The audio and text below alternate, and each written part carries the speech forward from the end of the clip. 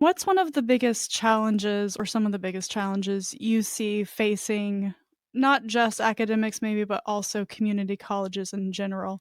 How do you think you'll address some of those things? Ooh, now that's a great question. That's something that I've been working on since day one coming here to Butler, especially transitioning from Washington to Kansas, which is slightly different in many different ways. But I would say here in Kansas, one of the things is dealing with some of the state legislation.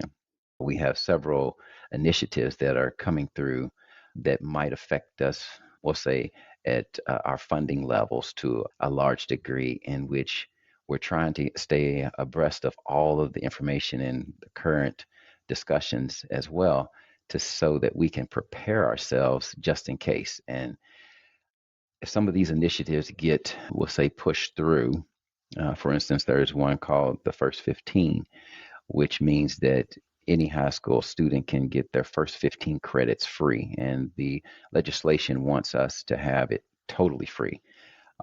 Each of the 19 colleges currently have some form of that, but it's not totally free.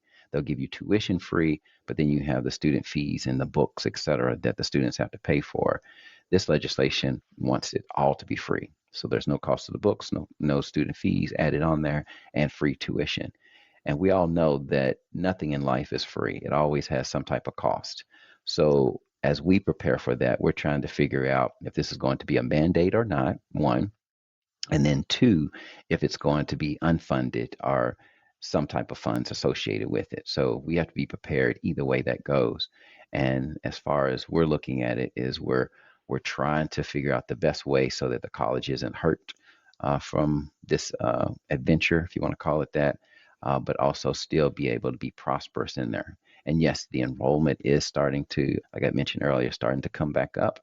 But if you offer that many credits for free, it's going to have a financial dent in any college. I don't think I care to say that even if your enrollment is going up, giving away 15 credits per student of any size is going to cause a huge financial debt, anywhere from, we'll say, several hundred thousand to possibly even several millions of dollars, depending upon the institution itself.